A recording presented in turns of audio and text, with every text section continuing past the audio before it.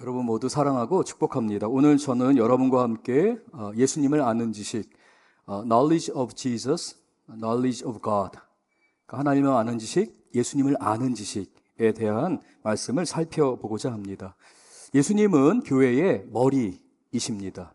이 말씀은 또한 우리의 삶의 주인이 되신다라는 의미를 담고 있습니다.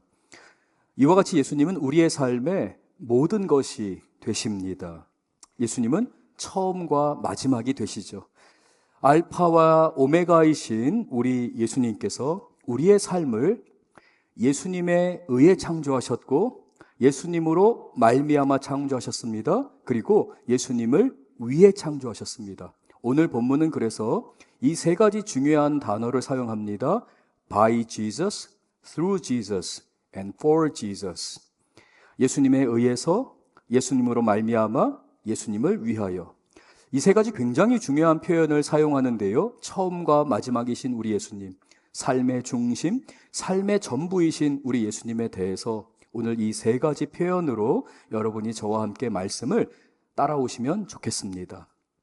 예수님에 의해서, 예수님으로 말미암아, 예수님을 위하여 라는 말씀으로 함께 살펴보겠습니다. 남아프리카 공화국의 한 인쇄 업체에서 시카고의 아주 유명한 인쇄기 회사에다가 기계 하나를 오더하게 됩니다. 굉장히 고가의 제품이었습니다. 하지만 그 최신식 기계가 그 비싼 값을 할 만큼 아주 효율이 뛰어났습니다. 그래서 이전과 비교할 수 없는 성과를 내게 됩니다. 남아프리카 공화국의 다른 인쇄소와는 비교가 안 되는 엄청난 작업 속도로 많은 성과를 냈습니다. 이윤을 많이 남겼습니다. 하지만 곧 이어서 문제가 생기게 됐는데요. 워낙 정교한 기계잖아요. 근데 이 정교한 기계가 잘못 다룸으로 인해서 고장이 나게 된 겁니다. 워낙 정교한 기계이다 보니까 고치는 게 쉽지가 않아요. 그래서 시카고에 있는 회사에 전화를 합니다. 이 기계를 좀 고쳐야 되겠다라고 할 때에 그 회사에서는 전화를 통해서 이 기계를 고치는 방법을 설명해 주지만 워낙 정교하고 고가의 제품이다 보니까 수리 방법을 전달받는 것만으로는 고칠 수가 없었습니다. 그래서 미국 회사에 급히 전문가를 파견해야 된다는 아주 급한 전가를 보내게 됩니다. 미국 회사에서는 응답합니다. 그래서 한 전문가를 보내겠다고 보내왔습니다. 20대 후반에 새파란 젊은이가 남아프리카 공화국의 그 공항으로 들어오게 될 때에 회사 사람들은 깜짝 놀랐습니다. 아니, 이렇게 젊은 사람이 이렇게 정밀한 기계를 고칠 수 있다니 믿을 수가 없었습니다. 그래서 미국에 있는 그 본사, 시카고에 있는 회사에 다시 급히 전가를 보냅니다. 우리는 이 사람을 믿을 수 없으니까 빨리 다른 유능한 전문가, 숙련되고 경험이 많은 전문가를 보내달라고 했습니다. 그러나 시카고에 있는 회사는 단호했습니다. No, 보낼 수 없다는 겁니다. 그 사람에게 부탁하라는 겁니다. 회사에서 너무 화가 났습니다. 아니, 우리는 이게 하루에 지금 이윤이 달려있는 문제고 빨리 이걸 고쳐야지만 이 기계를 돌려서 이 회사를 운영할 텐데 이 미국에 있는 회사가 너무나 원망스러웠습니다. 불평과 불만이 회사 내에 가득하게 되었습니다. 이걸 이제 전문적인 용어로 이제 뚜껑이 열렸다, 이렇게 말을 합니다. 뚜껑이 열린 거예요. 그래서 이제 갖은 방법을 다 동원합니다. 변호사를 동원합니다. 협박을 합니다. 빨리 보내야 된다고 할 때에 시카고에 있는 그 회사에서 단 3개의 문장으로 대답을 했습니다. 그 젊은이가 그 기계를 설계한 장본인입니다. 그 사람만이 그 기계를 고칠 수 있습니다. 그의 지시에 절대적으로 따르십시오 라는 문자였습니다. 사랑하는 성도 여러분, 혹시 여러분의 삶 안에 너무나도 정밀한 여러분의 삶, 너무나도 가치 있고 고결한 여러분의 삶에 어떤 문제가 있지는 않습니까? 잠 못 이루는 날이 많아지고 계시진 않은가요? 어떠한 두려움에 사로잡혀 있지는 않은가요? 왜 계속해서 내가 직장 생활 가운데 그리고 이 비즈니스 가운데 이렇게 문제가 풀리지 않는 걸까? 라고 하며 경제적인 큰 어려움 가운데 계시지는 않습니까? 여러분의 관계는 어떻습니까? 가정 안에서의 수많은 문제들, 여러분은 그 문제들로 인해서 누군가가 내 삶의 이 문제를 고쳐야 한다고 절박하게 외치고 계시지는 않습니까? 여러분의 삶은 하나님께서 지으신, 하나님만이 아시는 그 어떤 어떠한 정밀한 기계보다도 정밀하며 그리고 섬세한 성품을 갖고 있습니다. 인간의 마음이죠. 그래서 만드신 분만 고칠 수 있습니다. 여러분과 저를 만드신 분은 오늘 본문에서 우리 주 예수 그리스도라고 말하고 있습니다. 우리의 삶의 진정한 주인이신 예수님만이 우리의 삶을 해결하실 수 있고 우리를 이끄실 수 있고 우리의 삶을 풍성하게 하실 수 있습니다. 저와 여러분은 예수님 앞에 나가야 합니다. 예수님께 우리의 사랑을 고백해야 합니다. 예수님만 사랑하셔야 됩니다. 예수님만 찬양해야 됩니다. 예수님만 의지해야 합니다. 하지만 문제는 우리가 그렇게 살고 있지 않다는 겁니다. 모든 문제가 우리의 마음, 우리의 주인 되고자 하는 마음, 우리의 이기적인 마음, 교만으로부터 나오는 것을 보게 됩니다. 그래서 하나님을 아는 지식이 중요합니다. 하나님을 아는 지식이 없으면 그 백성은 망하게 됩니다. 하나님이 지식이 없는 가정, 하나님의 지식이 없는 영혼은 망할 수밖에 없습니다. 교만과 열등감, 자기 중심성이라고 하는 그 사탄의 무기, 이 어둠의 문제 가운데에 빠져서 멸망당할 수밖에 없습니다. 좌절할 수밖에 없는 것이 이 흑암의 권세입니다. 죽음의 권세입니다. 그러나 우리 삶의 설계자, 나의 창조자, 나의 구원자, 그 예수님께 우리의 삶을 맡겨드리면 우리 예수님이 책임지십니다. 우리 예수님이 고치십니다. 우리 예수님께서 우리가 어떻게 살아야 되는지에 대해서 가르치십니다. 그러므로 저와 여러분은 오늘 예수님, 나는 예수님과 함께 십자가에 죽었습니다. 그리고 저는 오늘도 저의 십자가를 지고 주님을 따르겠습니다. 고백하는 저와 여러분 되셔야 할 줄로 믿습니다. 예수님을 배우는 저와 여러분이 되어야 됩니다. 그리고 저와 여러분의 삶에서 저와 여러분의 얼굴과 행동과 말과 그 모든 태도 가운데에서 예수님의 성품이, 예수님의 말과 행동이 나타나야 합니다. 너무나도 이 귀한 진리, 예수님을 믿는다고 하는 사람들 가운데서도 이 귀한 진리를 깨닫지 못해서 아직도 내가 이겨야지만, 내가 앞서가야지만, 내가 저 사람을 굴복시켜야지만, 내가 저 사람과의 말싸움, 저 사람과의 경쟁에서 이겨야지만 내가 승리할 수 있어, 내가 풍성하게 살 수 있어 라고 착각하기도 합니다. 많은 그리스도인들이 그렇게 착각합니다. 그러나 예수님을 아는 지식 안에서 우리는 하나님 나라의 진리를 깨닫게 됩니다. 예수 그리스도 안에 복음이 있는 것을, 우리가 우리의 십자가를 지고 주님을 따르는 것이 하나님의 지혜인 것을 깨닫게 됩니다. 그러므로 사랑하는 성도 여러분, 우리의 삶과 이 모든 창조 세계는 항상 세 가지 관점에서 살펴봐야 합니다. 예수님에 의해서, 예수님을 통하여, 예수님으로 말미암는 것이죠. 예수님을 위하여. 우리의 삶은 이와 같이 처음과 과정과 그 목적이 모두 예수 그리스도 안에 붙들린 바 되어 있습니다. 사탄은 어떻게 해서든지 우리가 마치 그 처음과 과정과 그 목적이 우리와 분리된 것처럼 느끼게 합니다. 그렇게 우리로 하여금 하나님으로부터 멀어지게 합니다. 그러나 우리는 예수님을 아는 지식 안에서 내 삶의 처음과 과정과 그 모든 목적이 예수님의 것임을 고백해야 할 줄로 믿습니다. 왜 그렇습니까? 예수님 안에서 저와 여러분이 죄사함을 받았기 때문에 그렇습니다. 골로새서 1장 13절에서 14절 말씀을 우리 같이 한번 읽겠습니다. 먼저 13절 우리 같이 한번 읽겠습니다. 그가 우리를 흑암의 권세에서 건져내서 그의 사랑의 아들의 나라로 옮기셨으니, 뭐라고 되어 있습니까? 그가 우리를 흑암의 권세에서 건져내셨다라고 말씀합니다. 그 어둠의 권세, 죽음의 권세, 그 흑암의 권세로부터 하나님이 저와 여러분을 끄집어내셔서 어디로 옮기셨다고 되어 있습니까? 그의 아들의 나라로 옮기셨다. 예수 그리스도 안으로 속하게 하셨다. 천국 백성 되게 하셨다. 예수님의 사람들이 되게 하셨다라고 말씀합니다. 14절 우리 또 같이 한번 읽겠습니다. 그 아들 안에서 우리가 속량 곧 죄사함을 얻었도다. 우리가 그렇게 그 아들의 나라로 옮겨졌는데 우리의 신분은 죄사함을 받은 신분이 되었습니다. 천국 백성이 되었습니다. 우리의 모든 죄가 속량, 속하게 되었습니다. 우리 예수님께서 하늘 보좌를 버리시고 이 땅에 내려오셨어요. 하나님이 세상을 이처럼 사랑하셔서 그 독생자 예수 그리스도를 저와 여러분을 위해 우리에게 주셨습니다. 그리고 그 예수님께서 저와 여러분의 그 저주와 죄악과 죽음을 대신하여 십자가에 달려 죽으시고 부활하셨습니다. 예수님이 감당하신 것이죠. 그러므로 인해서 그 결과로 저와 여러분이 누리게 된 것, 그것이 바로 죄사함 속량입니다. 속량을 얻었습니다. 이건 기적입니다. 여러분, 우리의 죄가 사함을 받았다? 이것은 온 우주 가운데 섭리하는 모든 원리를 뛰어넘는 하나님 나라의 기적입니다. 저와 여러분은 죄의 삭을 감당해야 합니다. 죄의 삭은 사망입니다. 죽음입니다. 절망입니다. 저주입니다. 그러나 그 죄의 삭을 우리 주 예수 그리스도께서 담당하셨습니다. 이건 기적입니다.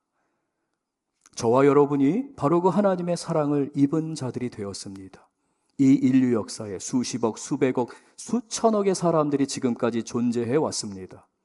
그런데 그 가운데서 하나님께서 벌레와 또 같은 저희들, 아무짝에도 쓸모없고 무익한 종과 같은 저희들이지만 하나님이 사랑하셔서 전적인 그 하나님의 은혜로 우리를 하나님 자녀 삼으신 것입니다. 이건 기적입니다. 이 기적을 늘 감사하는 저와 여러분 되셔야 할 줄 믿습니다. 이 일을 예수님이 이루셨습니다. 저와 여러분이 여기에 한 일은 아무것도 없습니다. 흔히들 그렇게 이야기합니다. 숟가락을 얹었다. 아니요. 이 기적은 숟가락 얹는 것조차도 하나님이 하신 겁니다. 전적인 하나님의 은혜로 죄와 사망으로부터 우리를 건지셔서 하나님 나라 백성 삼으시고 그 아들의 나라에서 우리를 제자 삼으셨고 하나님께서 우리와 동역하기를 원하십니다. 그러므로 우리의 깨어진 삶을 회복하시는 분이 누구이실까요? 우리의 설계자이신 예수님이십니다. 우리가 못하는 일을 하라고 맡겨주실 때에, 그 사명을 감당하라고 맡겨주실 때에 우리는 할 수 없는데 우리로 하여금 할 수 있게 하시는 분이 누구이십니까?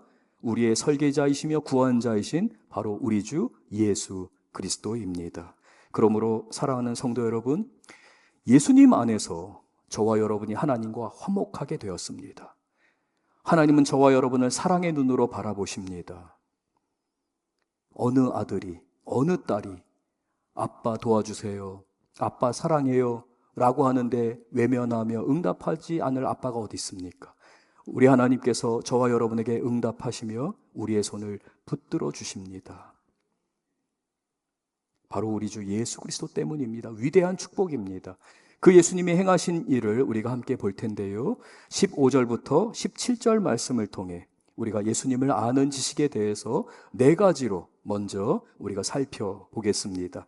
먼저 15절입니다. 우리 같이 한번 읽을게요. 골로새서 1장 15절 같이 읽겠습니다. 그는 보이지 아니하는 하나님의 형상이요 모든 피조물보다 먼저 나신 이시다 라고 설명합니다. 우리 하나님은 보이지 않는 하나님의 형상이십니다. 특별히 예수님께서 이 땅을 창조하실 때에, 이 우주를 창조하실 때에 잠언은 하나님의 지혜가 그 창조에 함께 하셨다라고 말합니다. 그래서 예수님을 지혜로 설명합니다. 요한복음 1장 1절에서 3절 같은 경우는 예수님을 말씀, 로고스로 우리에게 소개합니다. 예수님은 말씀이십니다. 지혜이십니다. 하나님은 그 지혜로, 그 말씀으로 이 세상을 창조하셨습니다. 그래서 그 예수님께서, 그 창조의 예수님께서 저와 여러분을 잘 아시는 우리의 설계자가 되시는데, 오늘 성경은 그 예수님이 하나님의 형상이시다라고 말합니다. 특별히 그 앞에 형용사가 따라옵니다. 보이지 않는 하나님의 형상이시다. 여기에 사용된 헬라어가 아이콘입니다. 이 아이콘이라는 단어는 오늘날 우리가 사용하는 아이콘이라는 단어입니다. 이 아이콘이라는 이 단어는 대부분 잘 말로 설명할 수 없는 거에 대해서 그 한 단어를 딱 이야기함으로 인해서 모든 걸 다 설명하지는 않았지만 그런 거구나 라고 깨닫게 해주는 역할을 합니다. 예를 들면 우리가 MZ세대라고 합니다. 이 MZ세대는 현실 세계를 살아가면서 또한 이 디지털 문화에 익숙해 있기 때문에 가상 세계를 현실 세계와 같이 익숙하게 받아들일 수 있습니다. 저와 같이 이제 아날로그 시대를 산 사람들은 그 다가오는 이 시대를 잘 이렇게 쉽게 받아들이기가 쉽지가 않거든요. 그러나 메타버스라는 이 한 단어로 오늘날 이 MZ세대가 경험하는 그 가상세계를 현실과 같이 경험하는 데 있어서 그 가상세계를 현실 세계처럼, 즉 메타버스의 세계처럼 여러 가지 세계로 이해할 수 있구나라고, 그 메타버스라는 그 한 단어, 이것이 아이콘으로 역할을 하면서 수많은, 일일이 다 설명하지 않더라도 그 모든 것을 한 번에 그런 거구나라고 깨닫게 하는 거죠. 오늘 본문에서 말씀하는 보이지 아니하는 하나님의 형상, 하나님의 아이콘이시다라는 이 말은 하나님의 속성과 하나님의 본질, 그 하나님이 어떤 분이신지에 대해서 말하는 그 신학, 그 가운데서 신론에 해당하는 이 신학적인 그 수많은 하나님에 대한 그 신학이 있는데, 그것을 단 한 단어, 즉 아이콘, 하나님의 형상 예수 그리스도로 이야기할 때에 보이지 아니하시는 하나님이시지만 수많은 것을 이야기해야 되지만 그 모든 이론을 예수 그리스도 그 한 분을 통해서 설명할 수 있는 겁니다. 바로 예수님을 통해 보이지 않는 하나님을 만나게 됩니다. 그 하나님이 누구이신지를 깨닫게 됩니다. 그래서 예수님을 보이지 아니하는 하나님의 형상이시다라고 말씀합니다. 하나님을 가장 완벽하게 설명하시는 분, 하나님을 가장 완벽하게 나타내시는 분, 우리가 하나님을 가장 완벽하게 만날 수 있도록 하시는 분이 누구시라는 겁니까? 예수 그리스도이시다라는 겁니다. 왜냐하면 하나님은 예수 그리스도로 우리에게 나타나셨기 때문에 그렇습니다. 성부 하나님이 성자 하나님을 우리에게 보내셨습니다. 예수님은 하나님의 본질이십니다. 하나님과 한 분 하나님이십니다. 그래서 그 예수님을 통해 우리는 보이지 아니하는 그 하나님을 알게 되고 경험하게 되는 것이죠. 예수님을 아는 지식이 그러므로 가장 고상하고 가장 위대한 지식이라고 할 수 있습니다.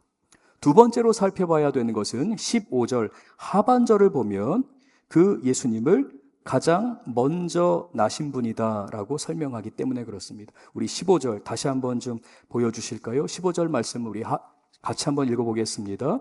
그는 보이지 아니하는 하나님의 형상이시요 모든 만물보다 먼저 나신 이시랭이.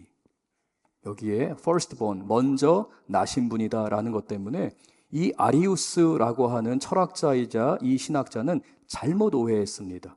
시간적인 개념으로, 사실 영혼의 개념에서는 이 시간의 관념이 큰 의미가 없는데 이 아리우스 같은 이단들은 그것을 시간으로 보고 예수님이 가장 먼저 나셨기 때문에 우리의 큰 형님 정도, 하나님의 창조물이며 가장 먼저 창조된 분이다라는 엉뚱한 이야기를 합니다. 대표적인 이단들의 주장이죠. 그러나 본문에 사용된 먼저 나신 이라는 이 표현은, firstborn이라는 이 표현은 시간으로 우리에게 다가오는 해석되는 표현이 아니라 supremacy, 뛰어나심, 탁월하심, 놀라우심이라는 의미를 담고 있습니다.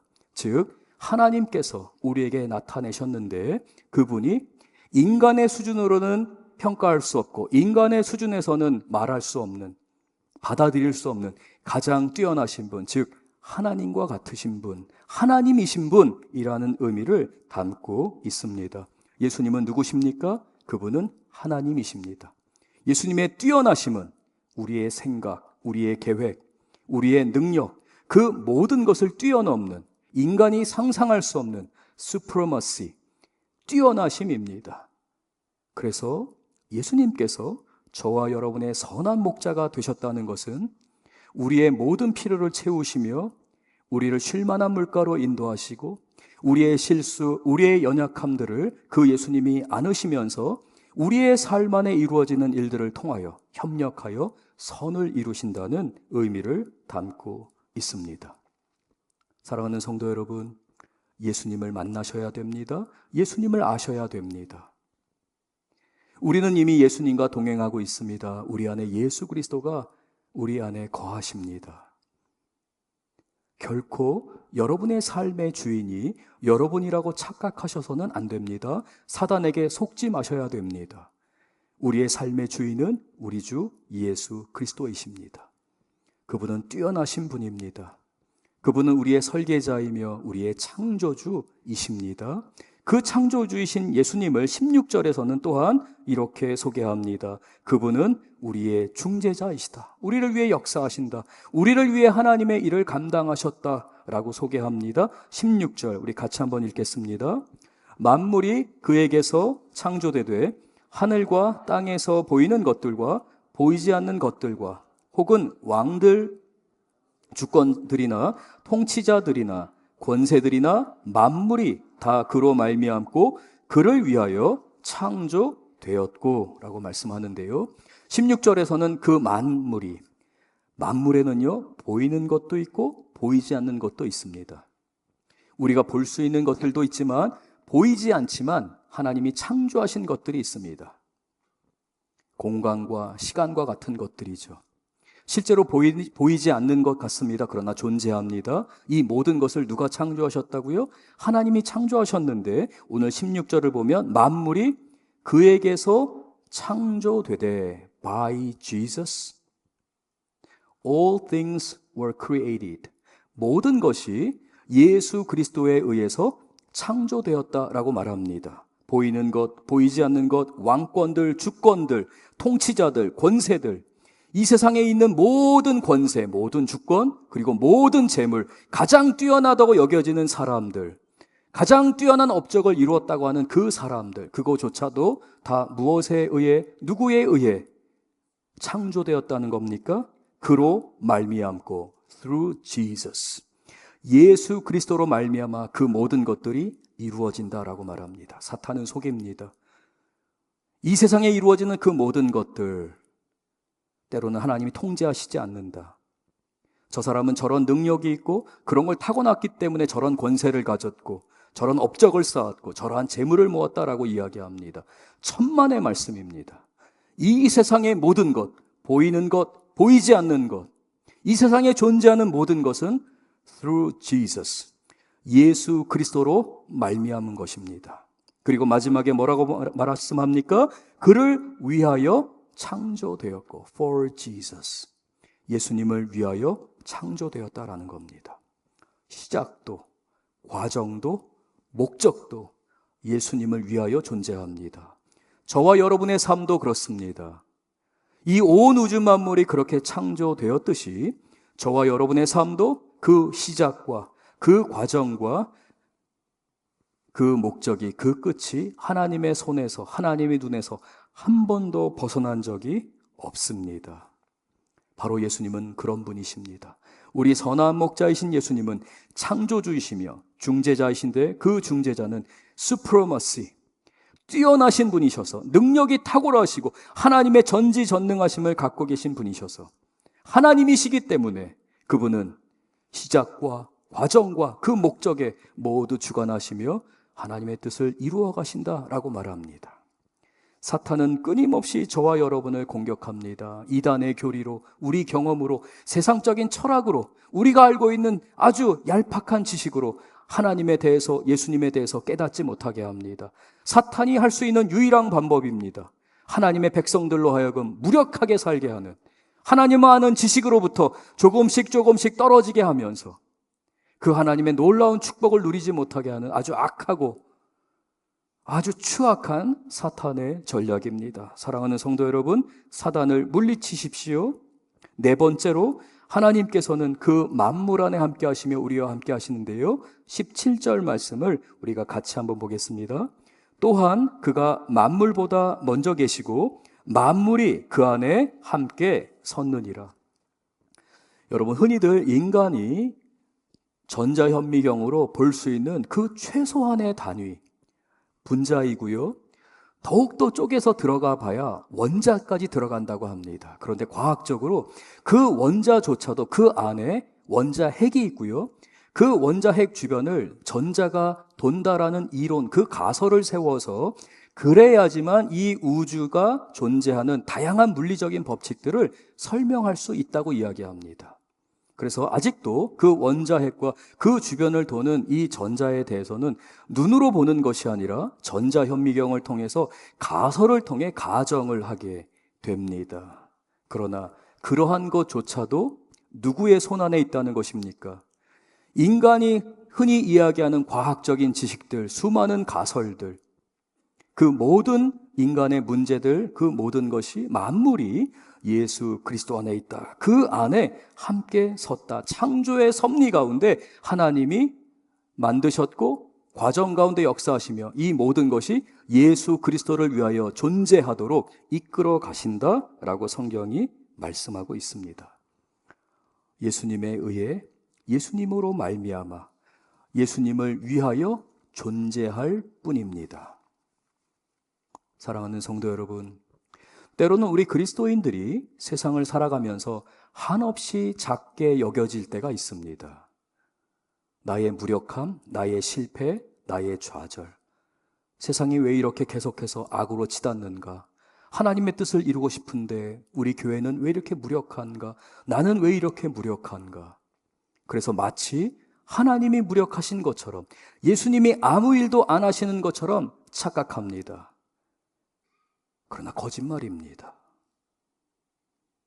하나님은 지금도 역사하시며 지금도 하나님의 구원의 역사를 이루시고 무력한 것 같고 실패한 것 같고 세상에 손가락질을 당하는 교회인 것 같지만 그 교회를 통해 복음을 전하시며 그 교회의 예배를 받으시며 인간의 죄악과 인간의 실패와 인간의 연약함이 있지만 하나님께서는 하나님의 역사와 능력과 주권과 권능을 교회를 통해 나타내십니다. 교회의 머리는 예수 그리스도입니다. 우리의 연약함이 아닙니다. 그러므로 사랑하는 성도 여러분, 예수님을 아는 지식 안에서 자라가셔야 합니다. 예수님을 만나셔야 됩니다. 기도하셔야 됩니다. 성경을 읽으셔야 됩니다. 간절한 마음으로 설교를 듣고 말씀을 붙잡고 기도하는 가운데 예수님을 아는 지식이 자라갈 때에 세상을 이기는 믿음이 여러분 안에 역사하며 하나님이 영광 받으시는 삶을 우리가 기쁘게 우리 하나님께 드릴 수 있는 것입니다. 우리는 어떻게 살아야 할까요? 여러분, 제가 설교를 준비하는 가운데 그런 마음이 종종 듭니다. 이러한 놀라운 진리의 말씀을 선포하는 과정 가운데서 혹시라도 설교자로서 그리고 여러분을 위해 기도하는 목회자로서 여러분의 아픔과 그 괴로움과 여러분이 겪고 있는 잠 못 이루는 날에 대한 그 슬픔을, 그 처절한 삶을 혹시라도 내가 모른다고 말하거나 또는 그렇게 비춰지면 어떻게 하나 라는 생각을 하게 됩니다. 여러분, 우리는 흔히 인지상정이라는 말을 합니다.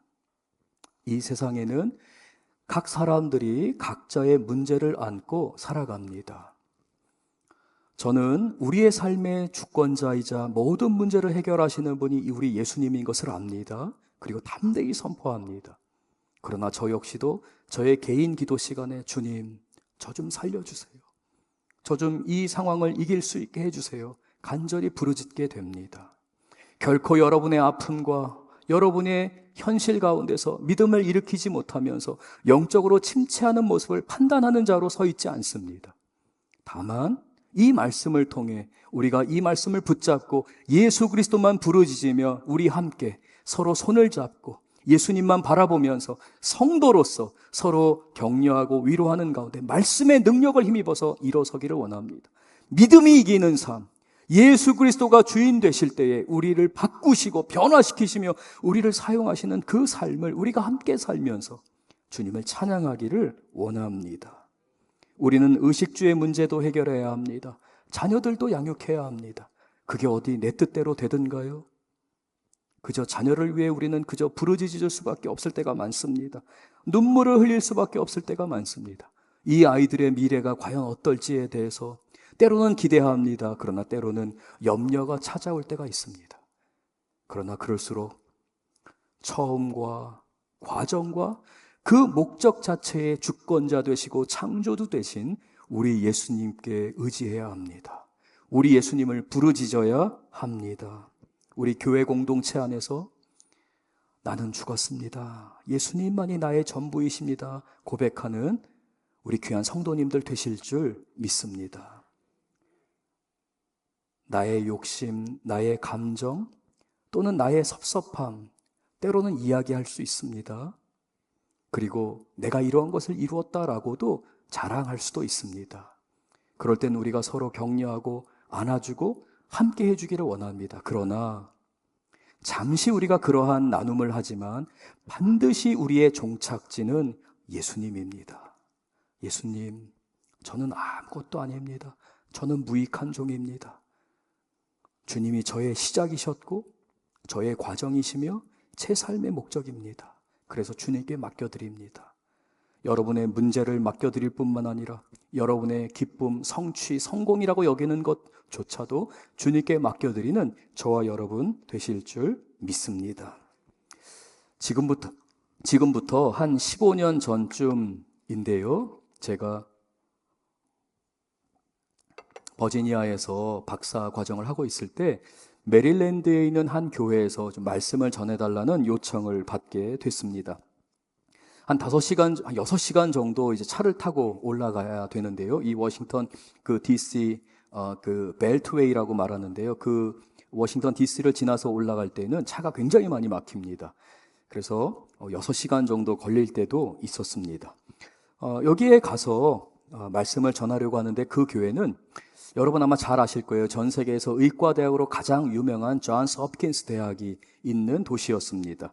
이곳에 많은 의사들이 그 교회에 출석하고 있었고요. 또 FDA라는 그 정부 기관이 있었기 때문에 거기에 또 정부 관료들이 그 교회에 많이 출석을 하고 있었습니다. 그 가운데 성도님의 한 가정을 게스트하우스로 저에게 지내라고 해 주었습니다. 말씀을 전해야 되는데 전날 밤 잠이 잘 안 오는 거예요. 그래서 그 게스트룸에 있는 서재에서 책 하나를 이렇게 찾아서 읽기 시작했습니다. 이 책은 판매하는 책이 아니라 한 사모님의 수필집이었는데 이게 아마 그 교회에서 발간을 해서 아마 성도님들께 나누어 드렸던 책인 것 같아요. 나중에 제가 그 책을 따로 구입하려고 했었는데 구입은 못했습니다. 그 시간에 그 책을 읽은 것도 참 은혜다라고 생각이 드는데요. 그 책의 내용을 잠시 여러분들께 좀 소개해 드리겠습니다. 이 사모님은 종로의 아주 작은 교회의 개척교회의 목회자의 사모님이셨습니다. 목사님과 사모님은 어려운 형편이었지만 교회를 섬기고 그 종로에서 가난하고 어렵게 사는 사람들에게 복음을 전하면서 그 사람들이 평일에도 교회를 방문하게 되면 밥을 지어주고요. 또 주일날도 그 사람들이 함께 모였을 때 식사를 나누고 그들의 필요를 채워주면서 목회를 감당하고 있었습니다. 열심히 복음을 전하며 사역을 하고 있었는데 어느 주일날 한 성도가 교회를 방문합니다.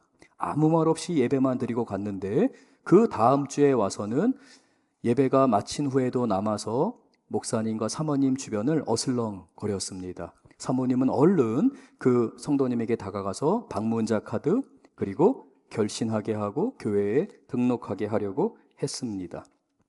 그러면서 사모님이 알게 되었습니다. 이분이 성남에서부터 종로에 있는 이 교회까지 예배를 오는 것을 알았습니다. 그러나 혹시 무슨 사연이 있는 건 아닌가라고 하며 자세히 물어보지는 않았습니다.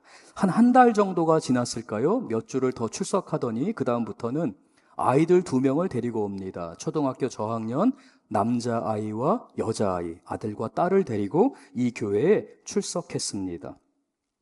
사모님은 사연이 있겠구나 하면서 이 아이들을 특별히 이뻐해 주셨습니다. 한 3개월 정도가 지났을까요? 그 후에 갑자기 그렇게 열심히 출석하던 그 아버지와 이 두 자녀가 출석을 하지 않는 거예요. 사모님과 목사님은 걱정했습니다. 그리고 그 다음 주, 그 주간이 되었을 때에 전화 한 통이 들려옵니다. 수화기 너머에서 이렇게 말합니다. 사모님 도와주세요. 아빠가 숨을 안 쉬어요. 사모님과 목사님은 그제서야 무슨 일이 있었구나라는 것을 알게 되고 부랴부랴 종로에서 성남까지 달려가게 됩니다. 그 아버지는 그만 하나님의 부르심을 받게 됩니다. 이 두 아이가 남겨지게 된 거죠. 장례를 치러지게 됩니다. 상주는 그 아이들 둘이었습니다. 친척이 없었어요. 목사님과 사모님은 그 아이들을 이렇게 물끄러미 바라보고 그 장례를 치러주면서 그때서야 사모님이 생각하게 됩니다. 왜 이 성도님이 저 먼 곳 성남에서부터 아침 일찍 일어나서 그 두 아이를 데리고 종로에 있는 이 교회를 출석했을까? 이 성도님 입장에서는 자기에게 죽음이 다가오는 것을 알고 있었고 이제 세상에 홀로 남겨질 이 두 아이를 하나님 살려주세요.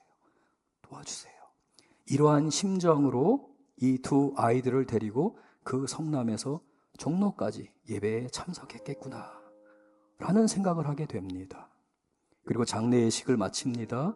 사모님은 잠을 이룰 수가 없습니다. 며칠을 밤새워서 하나님 어떻게 해야 돼요? 저 아이들이 이제 고아로 남았고 친척도 없는데 하나님 어떻게 해요?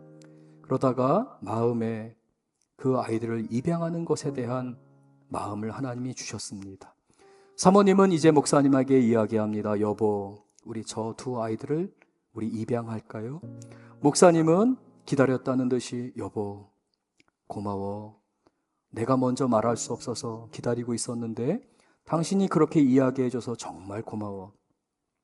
그리고 이 목사님 가정은 5가정에서 이제 5명의 한 가정에서 7명의 가정으로 됩니다. 시어머니, 목사님 부부, 그리고 목사님 부부의 2 자녀와 입양한 2 아이들. 이 수필집은 이 2 아이의 성장을 결론으로 맺으며 끝냈습니다. 사모님은 그 수필집에서 이야기합니다. 그 아이들이 얼마나 큰 축복이었는지, 하나님께서 그 아이들을 통해 사모님과 목사님을 얼마나 위로하셨는지, 그리고 그 아이들이 얼마나 성실하게 자랐는지를 그 수필에 목회일지처럼 쭉 기록하셨어요. 그리고 그 아이들이 경희대와 외대를 졸업한 후에 이제 유학을 가게 됐고 지금도 교회를 위해 목사님과 사모님의 사역을 위해 그토록 헌신하고 선한 그리스도인으로 자라가는 것을 하나님께 올려드리며 찬양하는 그러한 결론으로 마무리했습니다. 저는 왜 이 수필집이 여기에 꽂혀 있을까를 생각해 봤습니다. 그러면서 이런 생각을 해봤습니다.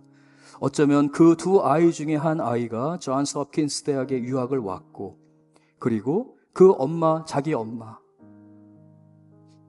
그 엄마의 그 수필집을 선물로 남기고 간 것이 아닌가. 그리고 하나님께서 목사로서 부끄럽게 여기는 저에게, 과연 내가 그리스도인이라고 할 수 있는가라고 여기는 저에게 그 수필집을 보게 하셔서 그리스도인이 누구인지, 그리스도인이 어떻게 살아야 하는지, 우리 그리스도인의 삶의 처음과 그 과정과 그 결론은 오직 예수 그리스도인 것을 깨닫게 하셨구나 라는 것을 알게 됩니다. 사랑하는 성도 여러분, 여러분의 삶의 다양한 문제들 그리고 기도의 제목이 있는 줄 압니다. 그러나 담대하십시오. 예수님은 한 번도 여러분을 고아와 같이 버려두시지 않고, 선한 목자이신 우리 예수님은 여러분의 시작과 여러분의 과정과 심지어는 여러분이 달려가는 그 과정까지도 주관하시며 예수 그리스도를 위하여 살 수 있도록 여러분을 붙드시고 능력을 주시고 은혜를 베풀어 주십니다. 우리는 그분을 외쳐야 합니다. 주님의 이름을 불러야 합니다. 주여 간절히 부르짖어야 합니다. 예수님 간절히 부르짖어야 합니다. 선한 목자이신 우리 예수님을 바라보는 우리 귀한 성도님들 삶 안에 우리 주님이 오늘도 여러분을 붙드시고 여러분의 삶 가운데 역사하심을 믿습니다. 우리 다 같이 일어나셔서 함께 믿음으로 고백하며 찬양하겠습니다.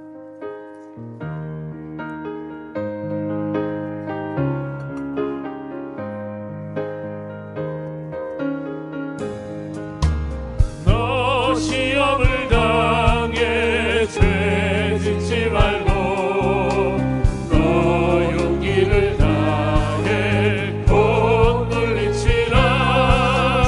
너 시험을 이겨 새 힘을 얻고 주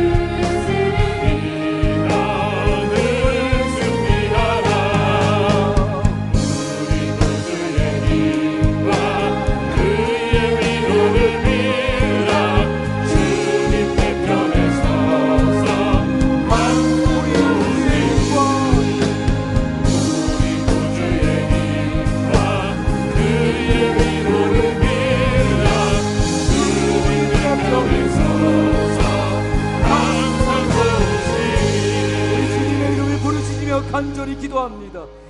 우리 주님께서 우리의 선한 목자가 되셔서 여러분의 시작과 과정과 여러분의 삶의 목적지까지 인도하시는 선한 주님이십니다. 여러분의 각자의 기도 제목으로 간절히 부르짖으며 기도합니다. 주여!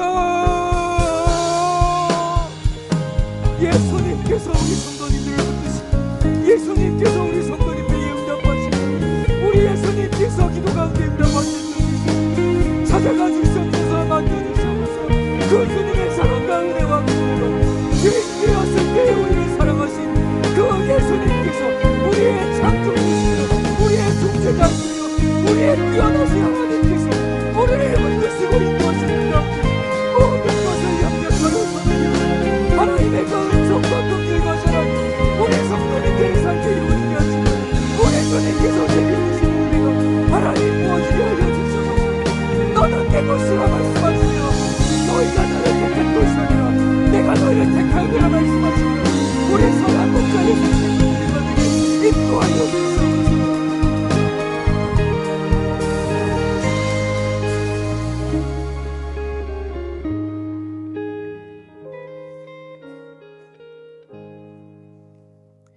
하나님, 우리 성도님들을 지키시며 인도하여 주시니 감사합니다. 예수님께서 우리를 흑암의 권세로부터 건져내서 어둠의 권세, 저주의 권세, 죽음의 권세로부터 건져내서 그 사랑의 아들의 나라로 옮기셨습니다. 그 사랑의 나라 안에 우리가 머무름으로 인하여 감사합니다. 속량 곧 죄사함을 받은 우리 성도들, 하나님 오늘도 주님만을 바라보고 주님을 부르짖으며 나아갑니다. 주님 굳건히 붙들어 주시고 기도 가운데 응답하여 주옵소서. 예수님 이름으로 기도드렸습니다. 아멘.